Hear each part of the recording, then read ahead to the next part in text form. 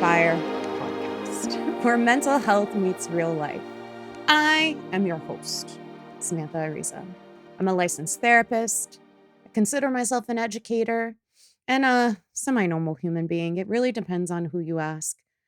Usually the people around me say this, but I want to be your go-to for real, relatable conversations about this whole therapy, healing, growth, emotional wellness space. Around here, we believe that mental health doesn't have to be stiff or scary. There's enough of that out there already. But we try to keep it human, practical, and you know what? We like to have a little fun about it along the way, cracking jokes, saying some real life experiences, because life is really messy. And that's the real of it all. And we're all just trying to figure it out. But this is not a replacement for therapy. I know we talk about a lot of therapeutic things, but it's not a replacement for therapy. It's just another way to get some help for ourselves and ways for us to help get through them. But each week you'll get honest insights, science-backed tools, and stories that remind you you're not alone in this. Especially this season has been a lot about healing journeys. And I hope that you guys have really gotten this idea of not being alone. I don't want to say normal, but that mental health is something that we all deal with. Because whether you're on your own healing journey or supporting someone else, there is something here for you. So take a breath, grab a cup of coffee, maybe some green tea, depends on what you like. I want you to get comfy because we're going to dive in. And today we're talking to Taylor. And Taylor is not someone I have spoken to before. There's been only like one other person who this has happened to this season, but she has such a great story. And I can really see why my friend really kind of connected us. She, again, is someone who is going into that therapy field. And this conversation really connects these two sides of what she knows now clinically versus what she's experienced, how she works in both of those spaces, and how her story has really influenced what she is bringing to the table nowadays. So I hope you really enjoy this conversation with Taylor. It is the last one in this series, but if you guys like it, I really am going to continue this. So let me know. And let's get into the conversation with Taylor today. So welcome so much, Taylor. I'm so glad that you are here to talk with us today. I'm super excited about this conversation because I know you have your own stuff and different perspective to kind of bring to this conversation today.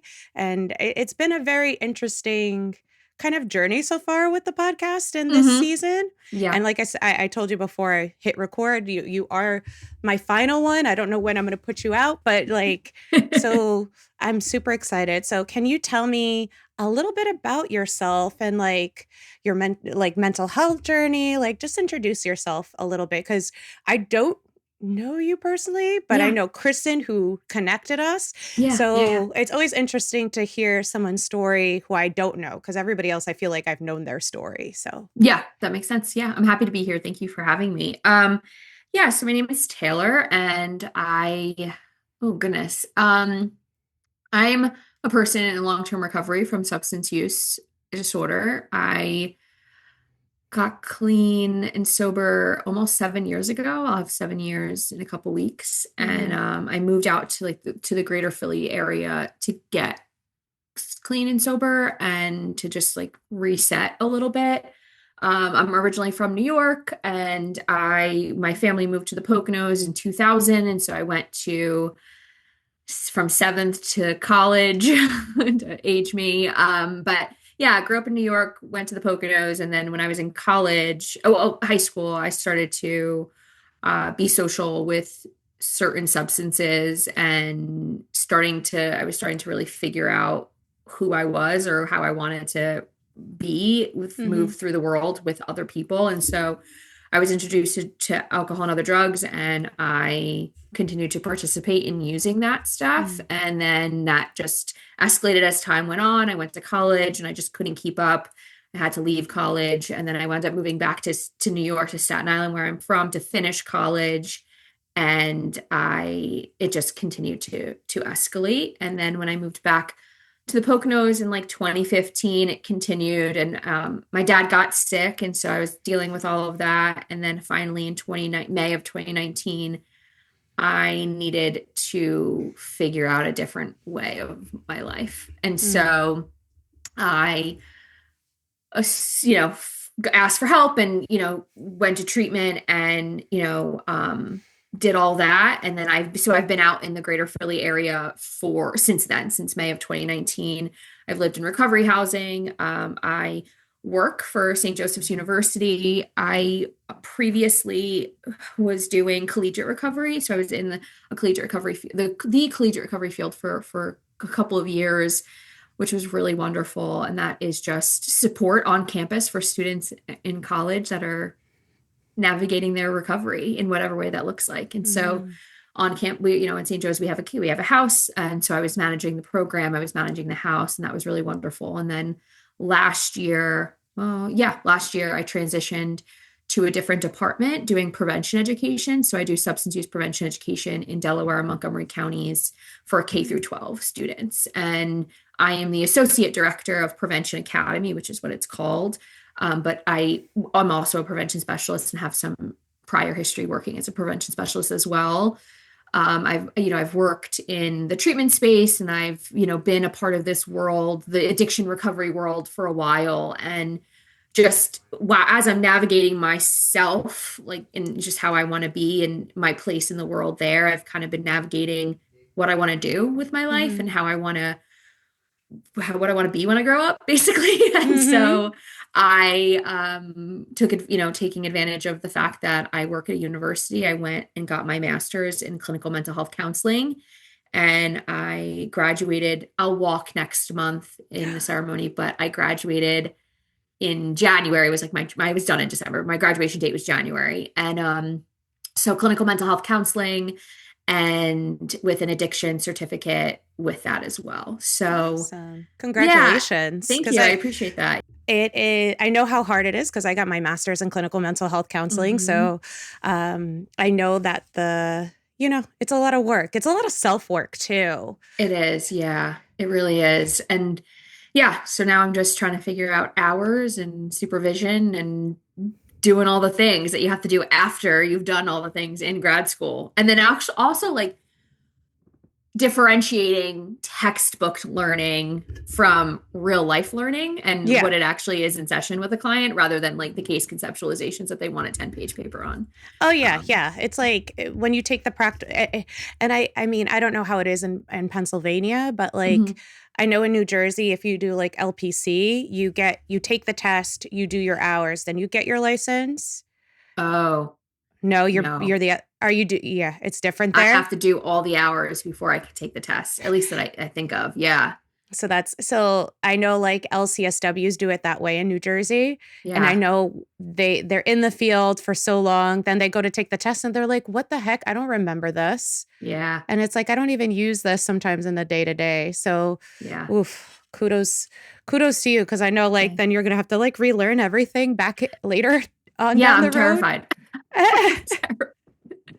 Don't Yeah, at be, you'll least be I fine. have my associate LPC, so it's just saying that I'm working towards my licensure. Hmm. And I can take the national certified, like I could take the NCE, but I'm terrified for some reason. I'm just like I study little by, like sometimes I'll read stuff or whatever, but I am so scared to go and take this test. So I haven't quite done that yet, which is I've been eligible for like a year to take it, but I It's haven't not yet. that bad. You'll make it through. As someone Yeah. who's been through it, Yeah, you'll make it through. You'll it's survive. good You'll to be know. fine. It's good to know. I did it while pregnant. So Oh yeah. like Okay. if Yeah. if I can make it through with like small bladder, losing brain, no energy, I feel like anybody can do it at that point. Yeah, that's Um hopeful for sure. For sure. Thank you for that. so okay, let's jump into it. So Okay. how do you usually describe your mental health journey in your own words? I know you kind of gave us like an overview, but when you talk about it, what's kind of like the description? Yeah, that's a good question. I don't think I've ever really given it a lot of thought, so this is definitely something for me to really be able to put some language to. I think my journey has been one of largely based through self-discovery and self-love and perseverance Mm. in a lot of ways, because, I started to use, I always had like anxiety and depression, or I had, some patterns of eating disorders, or, like bodies, it's just things, right? Like all things that people deal with in some way. And when it comes to body and being in high school or middle school and just growing, and then college and all of that. And just, I've always never felt a good sense of self. And so I've Mm-hmm. had moments of anxiety and depression and all of that. And when I would experience that, or the obsessive compulsive thoughts, like with behaviors, right? The way for me to dull that down was to use. And so that just really catapulted the lack of sense of self that I had too, because when I was using, I didn't have any idea of who I was. So then when I got sober, I needed to figure out who I was again and how I wanted to honor the person that I was before and the person that got me to this position, but then also how I want to build her up and continue. So, yeah, I think it's self-love, self-worth, and just understanding where my place is in the world. Yeah, definitely. That sounds like a good way to put it. Mhm. What feels important for listeners to really know about you before we talk about the mental health? Uh, I don't know. I'm a crier, so I think if I get too overwhelmed with emotions, I may tear up a little bit, but Oh, that's that's okay. really it. I don't know. Yeah, I don't think really, other than just that I'm personally long-term, like substance use is a part of my story with dealing Hmm. with my mental health. Yeah, no, definitely. And that's okay if you cry. I'm pretty sure you have tissues nearby. I Yeah. think like I have one here. Yeah. I don't know why, but I guess I'm ready for crying too at this point too. Perfect. So, when did you first realize your inner experience wasn't matching how you looked on the outside? I would say this time of year in 2019. So the whole beginning of 2019, I was really heavy, and it was the end of my active addiction at that. It was going towards the end at least. And I was using to not be sick. So I was using to stay well, and I was using because it was just my routine and my way of life. And I would have these moments of feeling so uncomfortable inside of me, and Hmm. knowing that the what I was doing on the outside did not match how I wanted to live. And I needed to figure out what was going on and why all I could do was use drugs, like use substances. And why I always wanted to search outside of myself to feel fulfilled. And I never could feel fulfilled. So like Hmm. it would never worked, it would subside any of the, the discomfort that I would have physically because of what I was using. But like, Hmm. I think it was probably in the beginning of 2019. So like this time in 2019 where I was really, really struggling and just not wanting to live that life anymore. And I started to really realize that my actions and my behaviors weren't matching what my values and my morals were, and just like what felt good to me in my spirit at the time. Hmm. Hmm. Was there a moment where you thought like I can't keep doing things this way? Yeah, there were a lot of moments like that. And it was just a matter of I it, of when I finally listened to myself. I would my dad in 2017 got diagnosed with liver and lung cancer stage 4, and it was Oh like wow. we didn't even know, like he went to the hospital because he wasn't feeling well, and then like before we knew it he had cancer, and we were like what the heck, right? So but I was going to work, that was like about 45, I was living in the Poconos at this time, and it was about 40 minutes away where I was working. And Hmm. I would have to figure myself out in the mornings and do what I needed to do to feel okay to go to work, and I would always be late, and I would always use my dad as an excuse because he was the my in. No one is going to question a girl whose dad is dying of cancer, right? Yeah. And if they did, then that's okay. But like, no one in that moment was going to do that. And I mean, I thought that I had everybody fooled. And I I got fired. There was one day I went in, and it was towards the end of April, and I got fired, and I was so annoyed that they had me come in, and I had to do it, in the morning and whatever, and it took me a while to get up and get out, and I was so annoyed that they made me come in just to fire me. And then I went back home, and I was so annoyed. I was so angry. And then like the weekend came, and I was broke by Sunday. I got paid, and I was broke by Mm-hmm. Sunday. And I was just like, that was my moment of like, I can't do this anymore. And I need to Mm-hmm. figure this out. And I had already been thinking that way. Like I said before, like for a while, it was not, my things weren't, nothing was matching for me. But there was that moment where I was just like, I can't keep doing this. This is exhausting.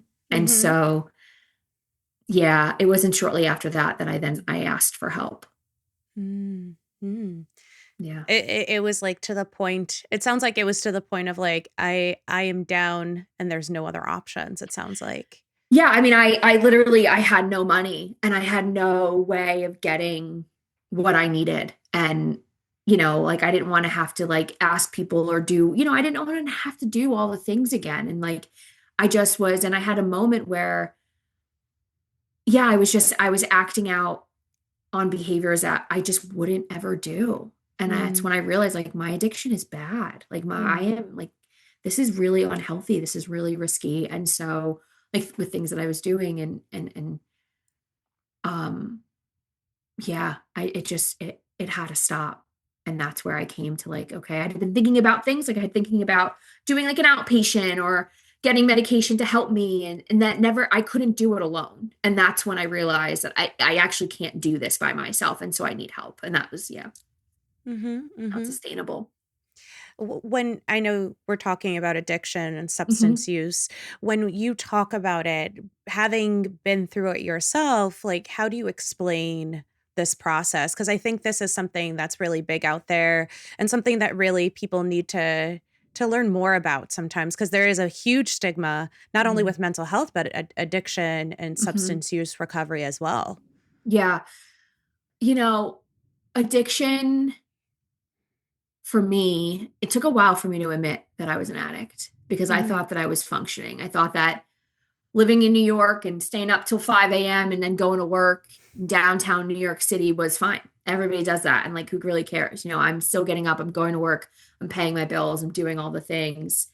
And it wasn't until I really started to feel super unmanageable inside that Mm. I was like considering what was going on to maybe be a problem. And I think, you know, there was just continued use and insanity despite all of the things that were going on around me. I never got like a DUI or anything, but I've been arrested before, and Mm. I've had like drugs on me, like, and it's the way in which my way of life got in the way of like what my spirit was and Mm. who I actually was on the inside. And I was doing anything and everything I could in order to keep up and to stay well. And I think that for me, I grew up with a dad who was an alcoholic, and so I stayed away from alcohol, not for very long. But I was like, okay, well, I Mhm. just wanted to drink, and then I'm good. But I can go and use all these other things. And because like dad didn't have a problem with alcohol, and I saw him get sober, and I was a part of, we did Al-Anon and we did all that stuff. And for me, it snuck up, like I never thought that it was going to be what my life was. I never Mhm. thought that I would be in the rooms of a 12-step program or any other support group that I've gone to just manage, Yeah. and to feel supported. So I think addiction for me was something that was always a factor that could be a reality for me, given my my past, Yeah. but it was always there. It was always in the back of my mind. But I think I fought it for a while until I really realized like how addiction and how substances completely take over, and that I'm at like the mercy of the behaviors and the need to live my life the way I was. And then it started, like we said, like really started to not align anymore. And then the pain got great enough in the sense of like, okay, I have to stop this. Yeah. And it sounds like you started with one idea of addiction because of your Mm-hmm. dad. And because what you were doing didn't look like that to you, it just Yeah. didn't like click in your brain that it was like a problem. Yeah. And I think that like with your point towards for stigma, I think people have an idea of, and there's stigmatizing language that's out there of like calling people names or saying they look like something or they sound like something. And it's like, well, what does that person actually look and sound like if you're saying that that's how I'm acting, you know? Mm-hmm. I think there is such a stigma on the person itself that it actually puts people into like this box. So it's like, oh, there's no way you could be an addict. You have all of these things. And I think then when you are an actual addict and you have all those things, you continue to fall into that narrative of like, well, no, I'm okay. I have all these things. I haven't Mm-hmm. lost anything. I'm not houseless. I'm not that, because there's these certain check boxes that people assume are indicative of someone with an addiction and Yeah. substance use disorder. And that's just not it. There's no discrimination when it comes to that of it can look any different way. And it's not, and the thing that I've learned about recovery is the same as addiction in some ways. Like it's not linear. Like it looks different for everybody, So and it's not set to one section of people or anything like that either. Yeah, no. I think like you're right. We have such a picture, and because of these pictures, we're not able to like to really come to that conclusion for ourselves. Hmm. And stigma is such a big thing. Even Yeah. these pictures, people can strive to be the opposite, but on the inside, Hmm. it's too real for them to even Yeah. function in that way. Okay. What misconceptions did you have about mental health before your own journey? Oh, I think I just didn't fully understand what it looked like to ask for help Hmm. and to say that, because asking for help, there's vulnerability in that, right? Like there's a lot of vulnerability and you're putting yourself out there to receive something that maybe you're not ready to receive if someone says no or whatever. Yeah. Like you just don't know how someone's going to react. And so, or how someone's going to receive it. So I think there's a lot of vulnerability to it. And I think for me, it was a lack of understanding and a lack of understanding, but a lack of depth in knowledge of what it can actually look like and how it can Hmm. look so different for everybody. And I don't think that I necessarily gave it a lot of thought, as crazy as that sounds, because I think a lot of it also has to do with the family system and the way that we are raised and we're brought up. And I, you know, I have a really loving and supportive family, but there are a lot of things and limiting beliefs that I have grown up with that framed the way I look at things. And Mm-hmm. it's taken a lot of work for me to be able to understand and accept how it looks in my life and like what I need. And then how that's translated into like boundaries with like Mm. family of like, or people just in general, right? In Of like, general. we're not going to talk about this, right now. Or like, yeah, I appreciate your opinion, but I'm actually going to handle it the way that I feel is best for me. The major factor of like family and these Mhm. expectations and rules and things that we grow up with can really hinder our Yeah. growth in those aspects. Like I know like episode 1 of like the podcast talks about why people don't go to therapy. And it's Hmm. literally because like there's somebody who's saying we don't do that. And Yeah. there's a lot of, I know like even like culturally speaking, like we keep our problems within the family. We Hmm. talk about it within the family. We solve our problems together. We don't let Right. people know. And Right. so I think that's something that really does hinder people. And when it comes to mental health, that's a big stamp of no, no, we don't do that. Yeah. And so I think that is a big thing when we talk about it. But I guess what helped you kind of start listening to your internal signals instead of pushing through them? It was when I needed to get clean, when I needed to get help for my Mm, addiction.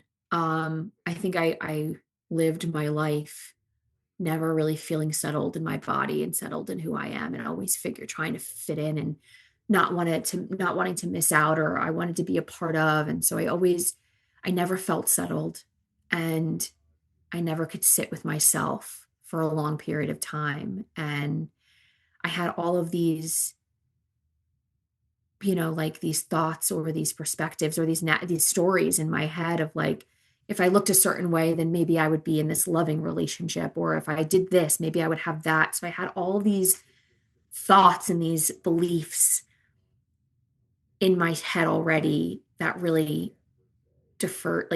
derailed me in my mm, ability to like really take care of myself. And so when it was one of the first things I said. Like I asked my dad. My dad is the person I went to for help initially, because I was like weary of asking my mom for help. And obviously after that she was brought into the fold. yeah, But of I went course. to him first. He was my best friend, and so Mm, I went to him and I just told him like I have a problem. And I said to him, I was like, Dad, like, I need to figure out why I can't just be me.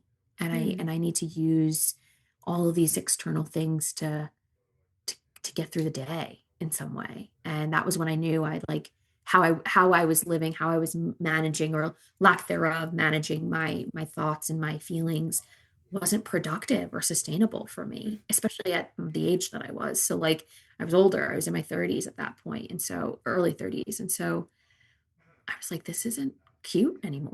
I can't mm. do this anymore. I had these, like I was saying before, like my morals, my values, but my dreams, like I had this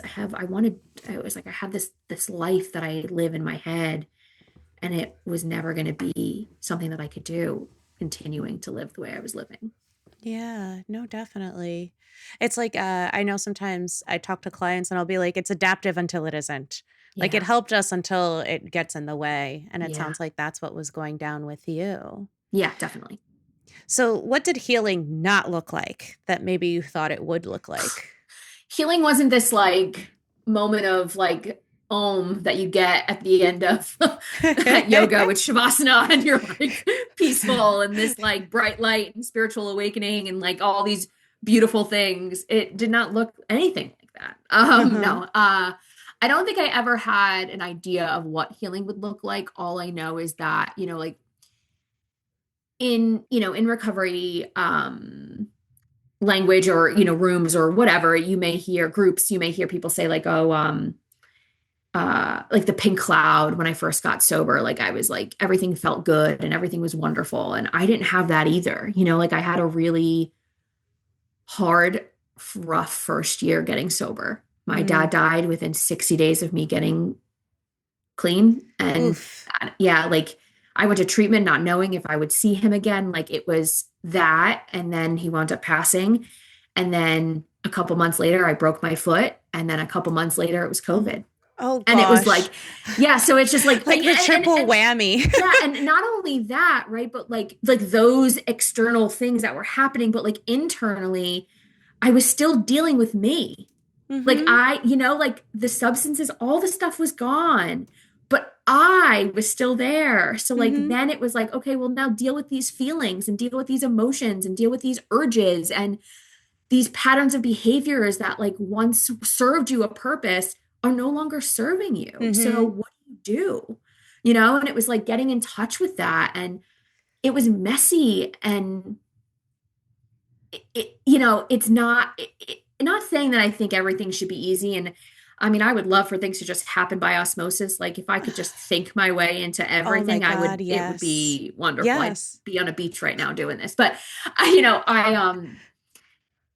yeah, I think, I had this idea of like, well, I mean, the drugs were my issue, or the substances were my problem. So like everything else will be a cakewalk. And it's like, oh, actually, no. No. I have to deal with my attachment issues. I have to deal with like all of these things, and I have to do it. and not necessarily having everyone in my life be on that journey with me either, because people Mm-hmm. stay the same in a lot of ways. And so Mm-hmm. navigating what that looks like as well. You bring up an important point because, like, we think that we'll have this big support system, and then Yeah. we're like, oh, maybe you're not as supportive as as I thought, Hmm. or it would look like. So, like, can you speak a little bit more about that? Like, coming to the Yeah. decision of who you kept around because you realized that you were changing maybe, and people around you weren't. Yeah, and it's difficult too because like I say that with my just my clinical background now, the very little that I have, It the paints some that I everything, have. whether you like it or not. Yeah, it's like, I'm very much enthralled with like family therapy and family systems and just like how Mm-hmm. that looks, right? And I think it's really difficult for someone to go through a recovery journey and not have in some way the family be a part of it Mm-hmm. in some way. And my Mm-hmm. family was a part of it, but I not everybody was going to therapy and working on how they show up in their lives. So for me, it was navigating growing and changing in this process. And it still happens today with almost 7 years clean. Like I have to really navigate how I move with and how people move around me and I have to hold fast to the boundaries because like the people pleasing will still happen where I'm like, okay, well, or like the childhood stuff will be like, okay, well, I'm just gonna like read the room and like make sure everybody's okay. And then it's just like, well, wait, I'm not okay. So like Mm-hmm. I'm not gonna do that either. And yeah, it was difficult. It was, I'm grateful. I'm lucky. I have a lot of supports. I think the people that were in my life that I was using with and all that stuff, like that was just something that I had to separate from, which is why when I moved out here and I stayed out here and I didn't go back to the Poconos because I knew that if I went back to the place where I was heavily using or had easy access to things, it would just fall back into the same patterns and I would be going back to my parents and like dealing with all of that. And like, it just wasn't the setup for me. So I had, I was lucky enough to have the support of like, okay, well, here's options, and here's some other ways in which you can do that. And I think it's difficult, it's really difficult when you have to remove yourself from people or, like home or whatever. But at the ultimately, your well-being is the most important thing. And so having to take care of your well-being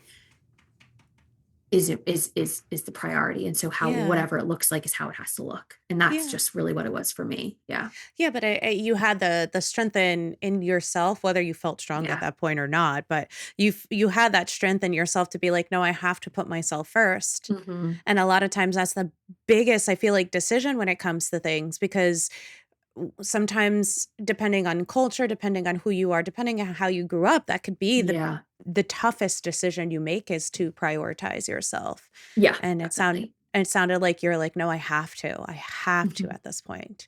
Yeah. And it was a struggle at first. At first, I was like, oh, I'm good. And then I started to really like dig my head and be like, okay, no, actually, I have to really take care of myself. And that's what comes first. Yeah. So, Do you feel like your worry and anxiety is kind of out of control? That any little thing can kind of send you out into a spiral and that you're constantly like stuck in your head without like any escape? I have a solution for you. Every month, I host a 30-minute free workshop that goes over tools and interventions and skills that we can learn to master your worry. That's kind of why I call it the Master Your Worry Workshop. So, what you can do is use the link in the description, go on arizainspire.com, and sign up. When you input your email and your name, you'll get a link to our Zoom workshop. And yes, I know it's Zoom, but you don't have to have your camera on. You can just be there to listen because each month there will be a new tool, a new skill, a new intervention, and I give you a workbook that'll help you work through that. It's exclusive to those who are attending the workshop. So if this is something you think can help you, sign up. It's something that we do for free for anybody who needs that extra help and support. So I hope to see you in our next workshop. So you work quite a lot now in this field. I Yeah. guess what led you to kind of start working in this field and now coming here to talk about it with Yeah. me and speak publicly about it? When I was a kid, I always knew that I wanted to be in a helping position. I thought I was going to be a teacher. So when I went to college, I was taking education classes and doing everything. And then I was using, and so I was just like, whatever will get me out of school the quickest. So then I did English and, whatever. And I just didn't take it seriously. And then I kind of was just doing whatever I needed to do. And then I got into recovery and I was like, oh, this is what I meant to do for the rest of Hmm. my life. And so at the end of the day, I just want to help people. And so I think I've been put in spaces where I've had to recover out loud. And I very much honor and maintain my anonymity. And it's but I also know that if people don't know that it's possible to recover from anything, they don't there's no hope there. And Mm. so being able to talk about it and being able to share and just give a little bit of like guidance in whatever way that looks to someone. And I've done in my collegiate recovery world, I'm there as a person in recovery, and so modeling that and showing people. And I'm not perfect, so I'm a human too, and so knowing that and honoring that as well and recognizing it, but also just knowing that like there is hope. There is a possibility for life to be much better Hmm. than what it is in the moment. And so yeah, I it's something that I enjoy doing. I have just gotten very used to doing it and being who I am, because I've worked in this addiction recovery field shortly after I started. I was in recovery, Hmm. so, and then it just looked it's looked different over the years. And now being able to be a clinician and work with populations and all that and sharing that lived experience, it's just a way to build connection with people, and connection is everything as a Connection is human. everything. It's Yeah. so funny because you're like, I was going to go into teaching. I was a teacher. Uh, Okay. I did do English Yeah. and here I am as a clinician now. I love So that. here we go. Yeah. Here we Yeah. go. Yeah. I Yeah. feel like the clinician teacher pipeline is a strong one. So, Hmm. okay. Definitely. So how do you protect your mental health while being so visible in in this field? Mm. Yeah, I really believe in um like being able to connect to my body and to my spirit. And so doing things that make me feel grounded and reminding myself of where my feet are in a lot of moments. Hmm. And that's literally putting my feet on grass.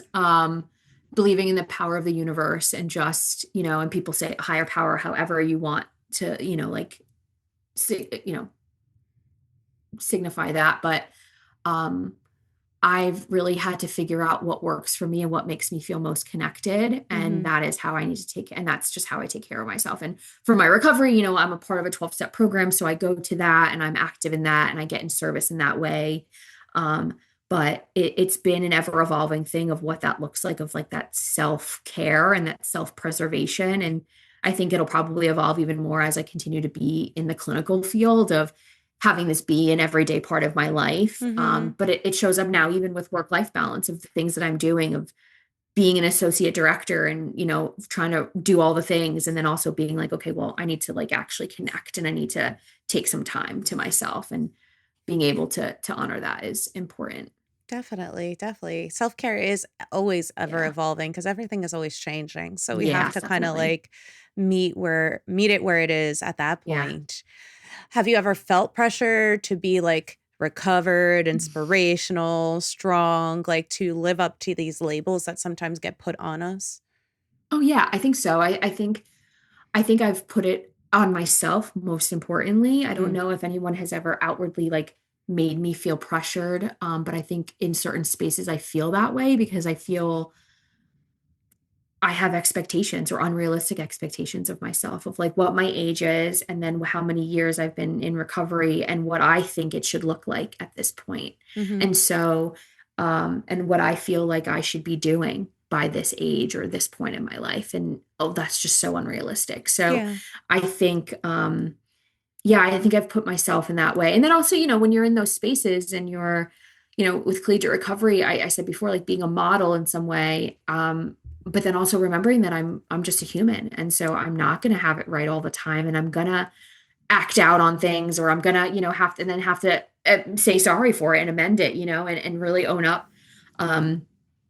But yeah, there's definitely been times where I've felt that way. I don't think, like I said, I don't think anyone has outwardly made me feel it. I think it's been all more like internalized of like, oh, well, I'm this, so I should be this. Mm-hmm.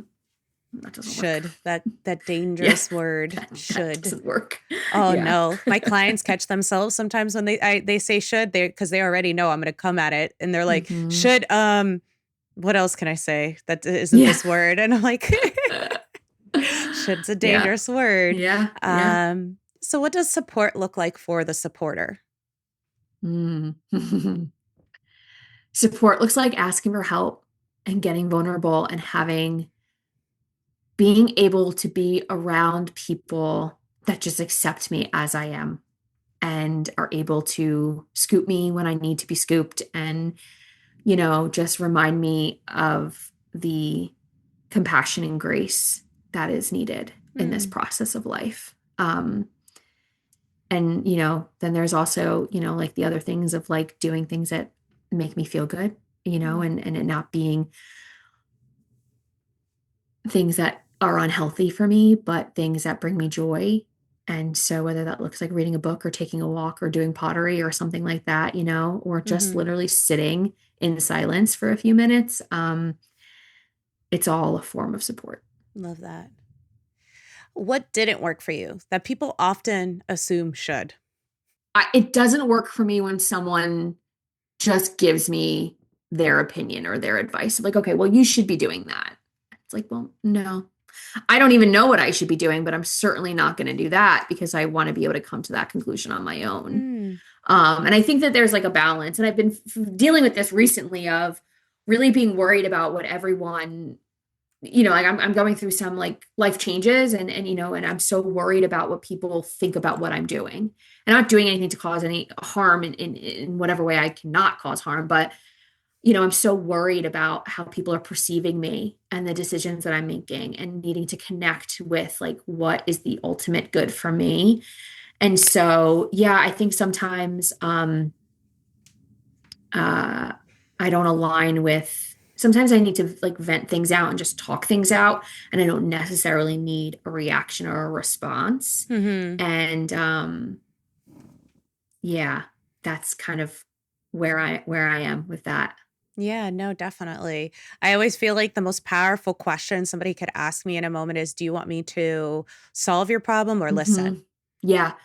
And I'm very much like, I believe in the power of the universe and the stars and like hippy dippy and crystals and all that stuff. And, like astrology is limiting, as much as my limited knowledge, but as much as I do know. And there's another thing called human design. I don't know if you've ever heard of it before, but it's just it's a deeper layer of your astrological chart. And it's literally your human design. So it talks about like your different energies and things like that. And there's different categories, and I'm a manifester, and for me, my most beneficial ways to inform. So like I just have to tell people things, but I don't necessarily need to hear it back. And so Mm. it's been like trying to navigate that of like, and just like you said, and I have people in my life that are like, okay, do you want feedback?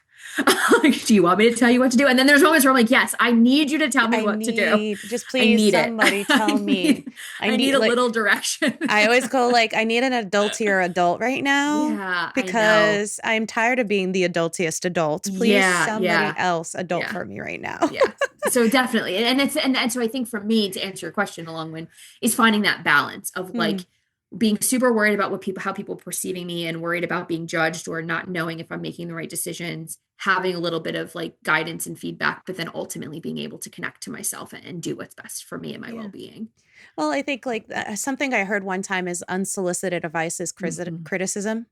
Yeah. And criticism, but yeah, and I think sometimes that it's how it feels, and especially if you Yeah. feel like already hyper aware of Mhm. judgment, that could just like topple you over a Yeah. little bit. Yeah, But for yeah, sure. no, definitely.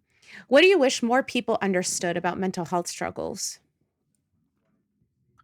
That it's not cookie cutter. Hmm. And you may see something online or you may see something in a textbook, and that may not be true for everybody. Everybody has, it manifests different for everybody. And I think I also would love people to know that there is hope in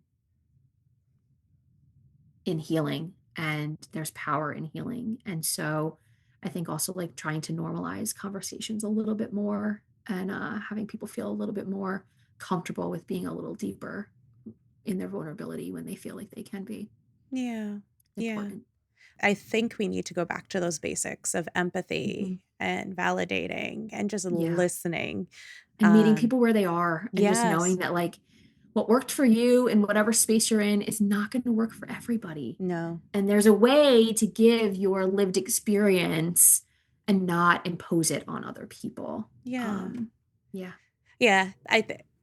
Earlier in the conversation, I thought about the word authenticity, Hmm. because I feel like there is a cry out for authenticity, even Yeah. in the therapy, mental health space. And I don't necessarily need you to tell me what to do, but I need you to authentically be there with me. Yeah. Right. And I Right. think that's the big like push lately is we're tired of the Hmm. clinical, we're tired of the like blank slate. Like I need somebody who I know is who's there with me, who can authentically be there with me Right. nowadays. Yep. Yes. All right. For someone who's listening, who feels stuck or discouraged, Hmm. what would you want them to hear? This is probably so cliche, but like, welcome. You're not Mm, alone. Like, mm, like everybody has their story, and everybody has their own way of navigating what that story looks like and how they want to heal mm, and just move through the world. Yeah. I think it's just part of it.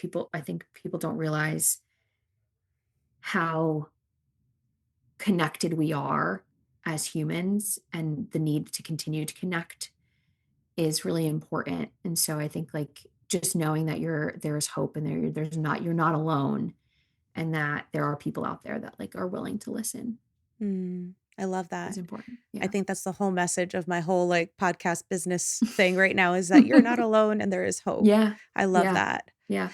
All right. So, what is something you needed to hear earlier in your journey? I think what I needed to hear was, it's going to be messy, and Mm, it's never going to be perfect, but it's mm-hmm. going to be yours, and it's going to be your journey. And like, that's Nice. all that matters. Yeah. Nice. Nice. Yeah. Kind of owning it. And I think like gearing up for those unrealistic expectations of like, it looks different for everybody. And you're like, everything is going to happen as it's meant to, in the time that it's meant to. Hmm. I don't know if I would have believed it, but it would have been helpful. Listen, And I'm sure I heard it. I just, yeah, we probably like, I think that's been a conversation with a few people. It's like, yeah, if I heard this, I might not have believed it, but hmm. I, if I heard it, it would have been nice kind of Yeah. thing. Yeah. Um, if you could sum up your relationship with mental health right now, what would you say? I've talked about meeting people where they're at. And I think for me, I have to really meet myself where I am. And I Hmm. have to take it like a day at a time and navigate life changes, big life changes, just the best that I can in the moment that I am able to. Hmm. Yeah. I know you mentioned a lot about coming back to your body. Hmm. What is something that brings you back into your body right now? Connecting with like nature, like literally putting my feet on grass and like being in the sun. And it, it's just, yeah. And like being able to just have like a moment of silence, for just like a couple moments of silence to just recalibrate a little bit, is really helpful for me. And it's what Hmm. I need. Love that. What's Yeah. one last thing you would leave listeners that maybe you haven't mentioned or haven't talked about? I don't know. Life is so beautiful, Mm, and there's so much good that comes from life. And then, but there's also so much sadness and grief and just like messiness that comes with life too. But I don't know, it's a beautiful journey. And I think it's just a matter of knowing that at the end of the day, what's meant for you will find you. Love that. Yeah. Love that. But thank you so much, Taylor, for talking to Thank us you. today. This I is so hope you much fun. enjoyed it. Yeah, this is great. Thank you so much. Yeah, but thank you I so hope much. I answered your questions in like a reasonable way. No, I think you were great. Stop. Okay, good. Yeah, Okay. no. You did amazing. So I just wanted to thank you for being here. Yeah, of course. Thank you.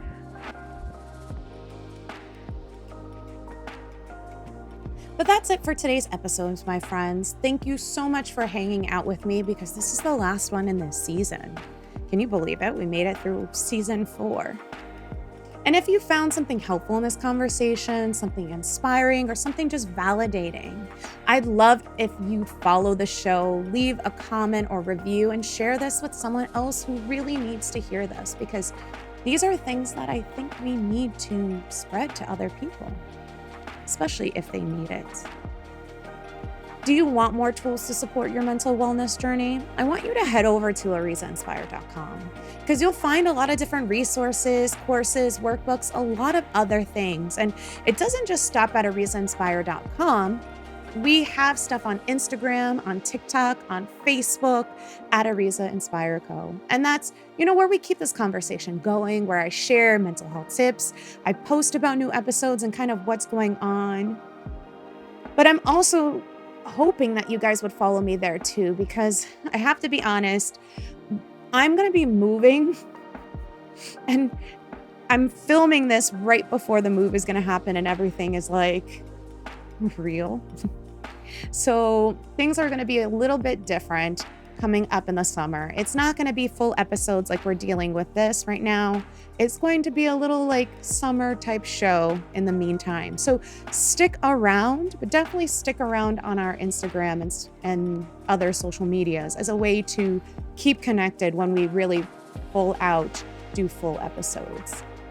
But at the end of the day, my friend, I want you to take care of yourself. I want you to do what you need to do to fill your cup. And I'll catch you in the next